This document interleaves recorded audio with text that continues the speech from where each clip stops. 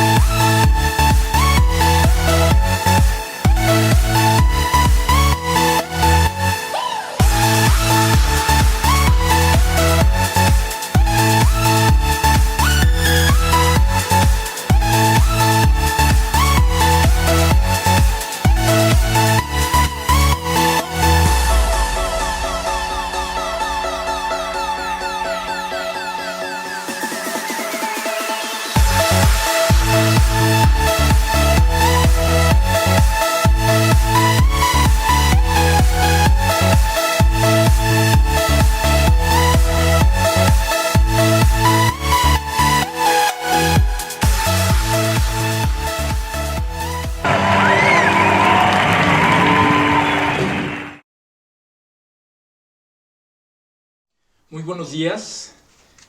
La verdad es que nos da mucho gusto que te hayas conectado por este medio y queremos de todo corazón llegar hasta ti con un mensaje que espero te pueda ayudar. Estuvimos haciendo invitaciones a esta conferencia virtual en donde hablamos y donde queremos hablar acerca de una fe inquebrantable que estoy seguro que en estos tiempos es un tema que quizás hasta los que no tenemos alguna creencia nos hemos preguntado, nos hemos cuestionado acerca de la fe que tenemos, ¿no? Las cosas en las que confiamos o confiábamos. Simplemente pensemos en esto. Hace un mes veíamos a lo lejos una pandemia que, según lo que sabemos, comenzó en Wuhan, China, y lo que veíamos es que se estaba extendiendo vertiginosamente a otros países. Y de repente llegó a México. No te podría decir exactamente en qué etapa estamos, pero lo que sí te puedo decir es que ha venido a sacudirnos a todos. Incertidumbre, angustia, temor, creo que a todos nos han rondado por la cabeza. ¿Qué sigue? Algunos nos preguntamos. Creo que ha habido dos temas fundamentales que más nos preocupan o nos están ocupando, y uno es la salud y el otro la economía. Nuestros cimientos se han sacudido. ¿Sobre qué estamos parados? Nos hemos preguntado, ¿no? ¿Cuáles son nuestras bases y qué tan sólidas son? ¿En qué basamos nuestra confianza y esperanza? Sin duda, es un tiempo de prueba, de adversidad, que entre más pasa el tiempo y más se agudiza, más revela nuestro carácter y más brota lo que tenemos dentro. Y es aquí donde nos empezamos a veces a hacer preguntas, y esas preguntas solamente nos las hacemos cuando estamos en plena conciencia, pero a veces nos hacemos preguntas como, a ver, ¿cómo estoy en realidad? ¿Tengo miedo? ¿Tengo confianza? Pero ¿de qué tengo miedo? ¿O mi confianza está basada en qué? Yo creo que todos buscamos un sostén, y me ha parecido muy interesante cómo mucha gente ha posteado cosas sobre Dios como antes quizás no lo habían hecho. Momentos así nos hacen darnos cuenta de nuestra realidad, y nuestra realidad es así de sencilla. No somos Dios y muchas cosas se salen de nuestro control, y es allí cuando pensamos en Él, y quizás es un buen momento para regresar a Él. Como te decía en un principio, quiero hablarte de una fe inquebrantable. Mira, el hombre se puede caer, se puede romper, se puede quebrar, pero yo sé que hay alguien que no se puede caer, no se puede romper y no se puede quebrar. Y es ahí donde quiero comenzar lo que te voy a contar. Te quiero hablar acerca de Jesús. Te quiero hablar acerca de lo que Él comenzó hace unos 2000 años, más o menos aproximadamente en el año 30 de nuestra era. Él llega a Palestina, y quiero comentarte un poco de cómo era la situación en Palestina. Era una zona ocupada por Roma, había pobreza extrema, había una injusticia social tremenda, es decir, gente rica y gente muy pobre, evidentemente mucho más gente pobre que rica.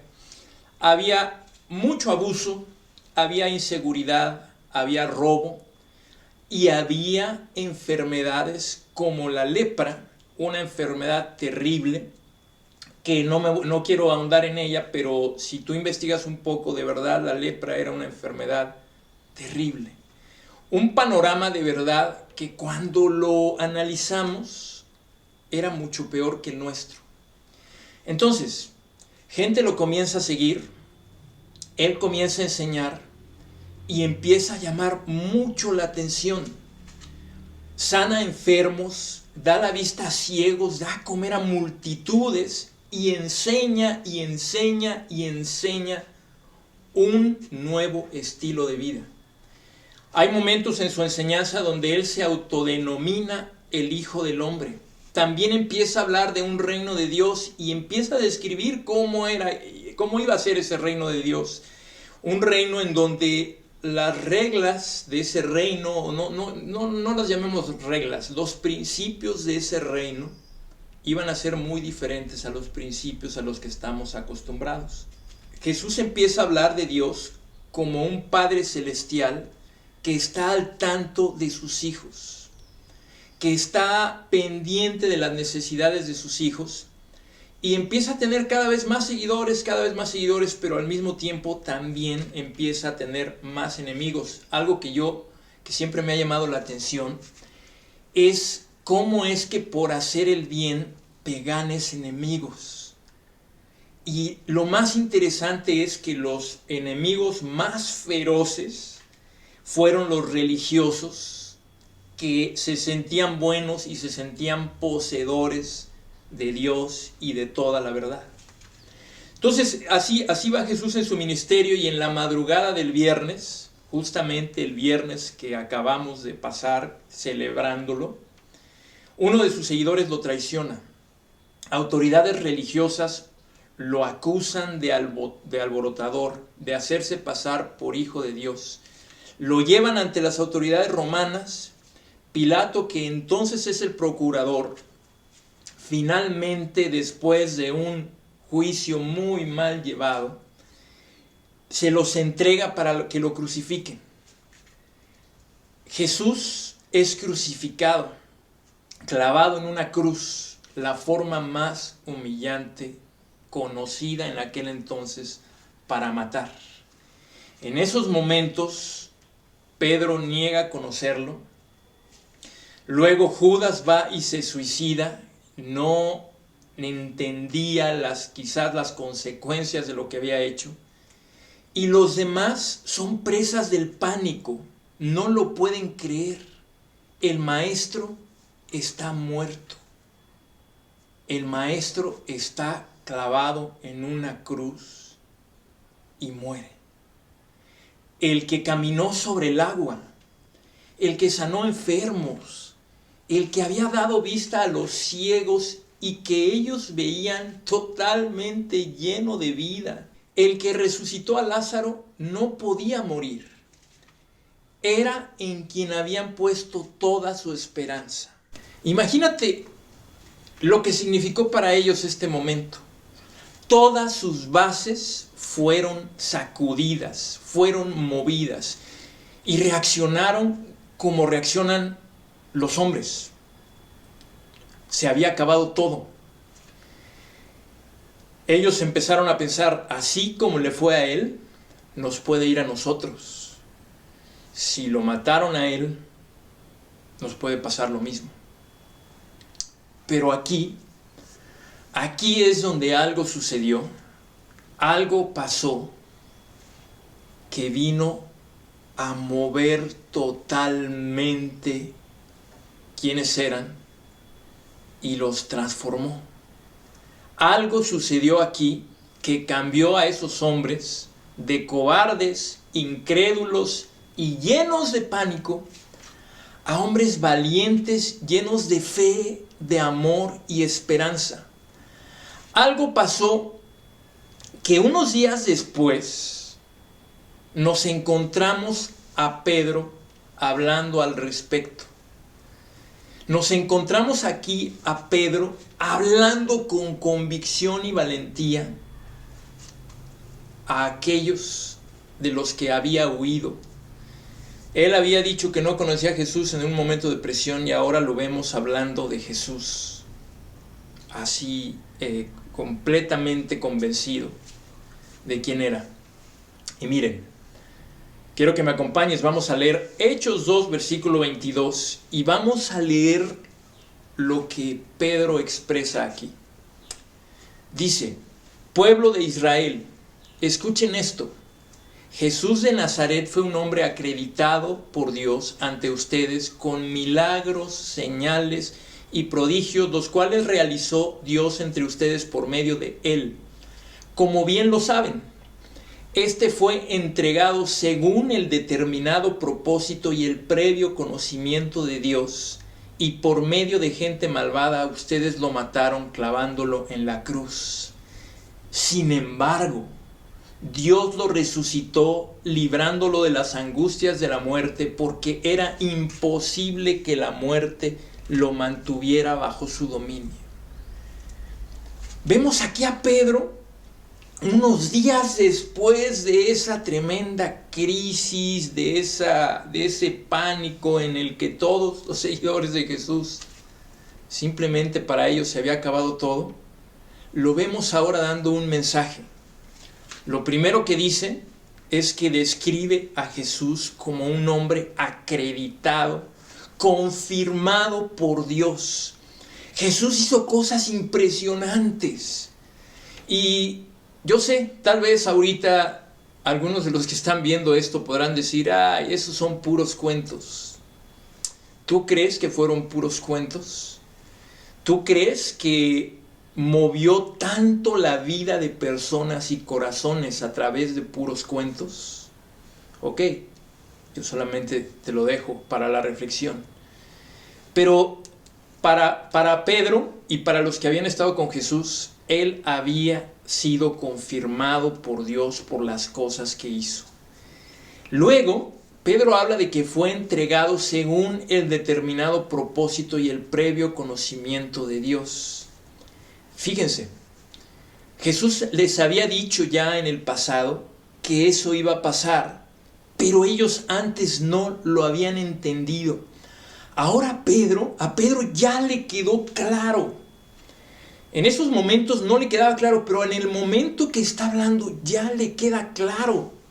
No leemos o no escuchamos las palabras de Pedro con amargura, no hay resentimiento. Lo que vemos es que había un profundo entendimiento de que él veía a Dios en esto, en este momento.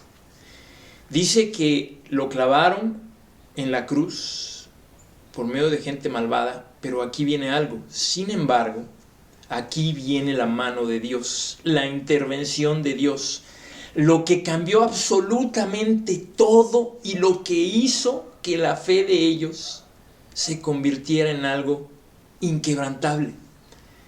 Dice aquí Pedro que Dios lo había resucitado, que Dios lo había levantado de la muerte y que la muerte no podía tenerlo bajo su dominio. Fue un momento histórico en el que la tan temida muerte tuvo un desenlace totalmente inesperado y donde se pudo ver la fidelidad y la mano de Dios en su máxima expresión. De hecho, Pedro menciona más adelante esto. En Hechos 2, versículo 32 dice lo siguiente: a este Jesús Dios lo resucitó y de esto todos nosotros somos testigos. Lo que comienzan ellos a anunciar, lo que comienzan ellos a predicar, lo que comienzan ellos a decir es, ¿saben qué? Somos testigos de algo y no nos podemos callar. Dios resucitó a Jesús y lo empiezan a hacer con poder. Ahora, ¿qué significó todo esto? Que todo lo que Jesús había enseñado y que en el momento de su muerte para ellos se había apagado, se había acabado y se había muerto con Jesús, había ahora cobrado sentido. ¿Qué es esto? De verdad era quien dijo ser y lo que enseñó era verdadero. De hecho, en Hechos 2, versículo 36, llega al punto. Leamos. Fíjense, casi terminando su sermón, Pedro dice: por tanto, sépalo bien todo Israel, que a este Jesús, a quien ustedes crucificaron, Dios lo ha hecho Señor y Mesías. lo que termina diciendo Pedro, miren, todo esto que les he dicho, todo esto que les estoy recordando, les estoy contando como un testigo, nos lleva a la siguiente conclusión: ese Jesús, ahora Dios lo ha hecho Señor y lo ha hecho Mesías. Es decir, cuando Él se refiere a Jesús como Señor, se refiere a entender que lo que dice, lo que enseña, es algo que tú puedes seguir completamente y puedes confiar en ello. ¿Ok? Y Mesías es esa persona que ellos esperaban, que los iba a liberar completamente, que les iba a traer una libertad verdadera, que obviamente ellos malinterpretaron, como yo creo que muchos de nosotros lo pudiéramos hacer, pero que había venido a liberar a su pueblo. Ahora, algo importante aquí: la fe inquebrantable, no, como podemos leer, no tiene que ver con uno. Pedro dice, esta fe no tiene que ver conmigo, con quién soy yo, sino tiene que ver con Jesús y quién es Él, con seguir sus enseñanzas. No, la fe inquebrantable no tiene que ver con seguir una religión. Yo creo que ahorita mucha gente tal vez está diciendo, a ver, ¿de verdad mi religión está siendo esa base inquebrantable o no? La fe, en el caso de los seguidores de Jesús, tiene que ver con seguir los principios de Jesús y confiar completamente en quién es Él. Ahora, miremos, porque cuando hablamos de una fe inquebrantable uno puede decir, sí, suena muy bonito. Bueno, en el caso de Pedro, fue una fe tan grande y tan poderosa que lo llevó a dar su vida. Él murió crucificado de cabeza. ¿Por qué? Porque no se sentía digno de morir de la misma manera que su maestro. Entonces, una fe inquebrantable, tanto, pero tanto, que los seguidores de Jesús literalmente pusieron de cabeza al mundo en esa época. Esa fe que proviene de una relación con Dios por medio de Jesús es la fe que te invitamos a conocer, y que para todos los que conocemos a Jesús o nos decimos conocerlo, yo sí quisiera que nos preguntáramos, ¿de verdad estoy así? ¿Estoy con esa fe, o en estos días realmente me he dado cuenta que no estoy firme y que necesito regresar, que necesito volver? Esta mañana queremos terminar viendo un video y luego tomar la Santa Cena juntos, pero yo sí quiero que reflexionemos, meditemos acerca de cómo está nuestra fe.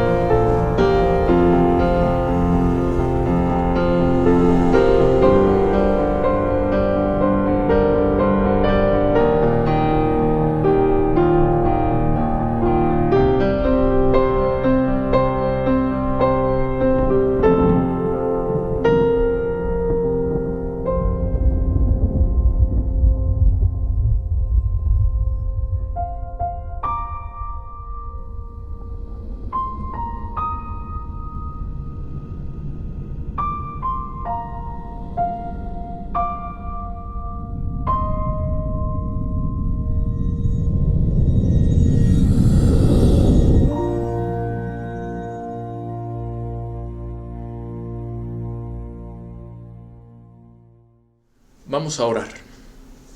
Dios, te damos muchísimas gracias por lo que hoy podemos aprender y meditar de tu palabra, y porque estamos convencidos de que hay una fe a prueba de todo, y que esa fe se basó en lo que testigos vieron, lo que testigos experimentaron, y que estamos convencidos que no hubieran estado dispuestos a dar su vida por una mentira, a dar su vida por algo que no tiene bases sólidas. Padre, te pedimos que bendigas este pan, que bendigas este jugo de uva que representa el cuerpo y la sangre de Jesús. Y Padre, yo te quiero pedir especialmente por todos las personas que se han conectado, nuestros amigos, que se den la oportunidad de aprender de esa fe, de querer saber un poquito más. En el nombre de Jesús te lo pedimos y oramos. Amén.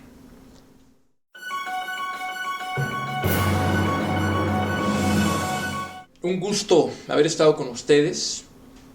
Y si tú te conectaste, lo que te quiero decir es que en estos tiempos lo que estamos haciendo es que estamos teniendo estudios bíblicos de manera virtual.